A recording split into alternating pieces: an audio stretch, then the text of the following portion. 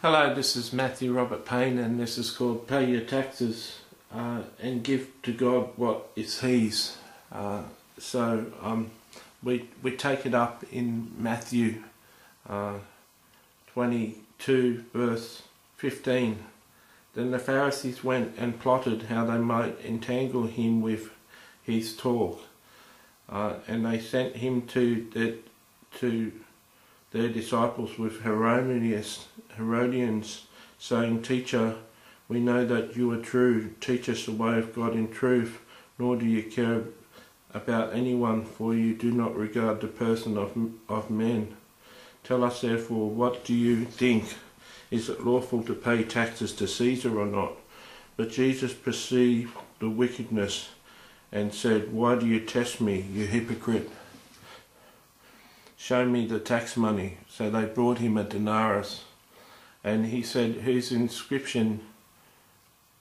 image and inscription is this? They said to him, Caesar's. And he said to them, Render therefore to Caesar the things that are Caesar's, and to God the things that are God's. Okay, is it lawful for a Christian to pay taxes? Is a Christian being unlawful when they don't pay tax? And the answer is yes. Jesus says, render to Caesar the things that are Caesar's. So whatever your government laws and regulations are regarding tax and income, you should be paying those taxes and incomes. You only are in a position not to pay tax and have certain things that you don't have to pay tax about is when you become a charity or a non-taxable entity, which you can get approval through the tax department of your local country.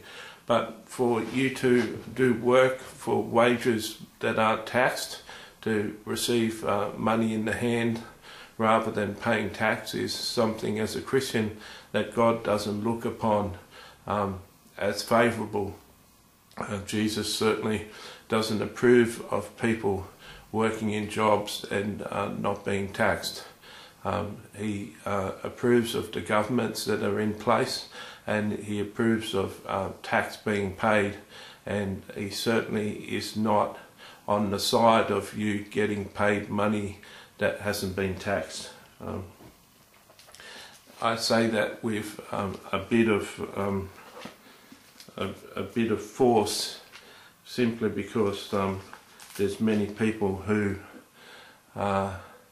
deny the taxman money and accept jobs where they get paid without the employer paying tax for their wages, and these certainly aren't jobs that Christians should be filling the place of. It's a bad witness as a Christian, first of all, to accept money in a job that isn't being taxed, and it's not good for your Christian witness, and it's not good for God, and it's not good for you ultimately in your Christian walk. Whenever a Christian is doing something that isn't legal, it puts the Christian in a position which is contrary to God's will, and it can have effect on your Christian life, on your walk and your relationship with Jesus Christ, being out of fellowship with Jesus. There's another verse about giving to God here, and it's in Luke 21 verse 1 to 4. And he looked up and he saw the rich putting the gifts into the treasury. He saw a poor widow putting in 2 mites, and he said, Truly I say to you that the poor widow has put in more than all, for all have put out of their abundance. For all these out of their abundance have put in offerings for God, but she out of her poverty put in all her livelihood that she had. You can see from this scripture that Jesus made a special point of this female, this widow, who put in all that she had into the treasury in the synagogue. You can see Jesus' opinion of her, that he pointed her out to his disciples and said that she's put in more than the rest of them when she'd only put in a couple of coins, 2 mites, whatever they're worth. But Jesus said she'd put in her whole livelihood. And some people ask whether they should tithe. Some people are in a quandary whether they should tithe or not. And this is an example of money in the New Testament that Jesus is talking about, and he's pointing out the widow putting in everything that she had. And Jesus says for us to deny ourselves, take up our cross and follow him, and part of that is denial of finances and denial of income, and for us to deny ourselves financially and give to him. Many people would consider that we don't have to pay tithes in the new covenant. Jesus isn't one that agrees with that, although you may have arguments. In this case, Jesus says render to Caesar what is Caesar's and render to God what is God's.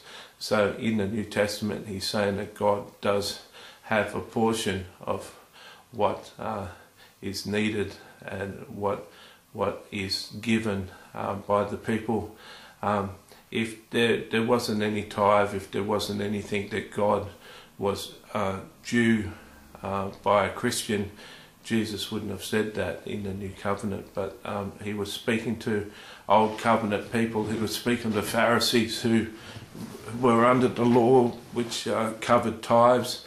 And so there's an excuse that people could say, well, he was talking to those people, and under the Old Covenant they had to tithe, and so it's not relevant to us anymore.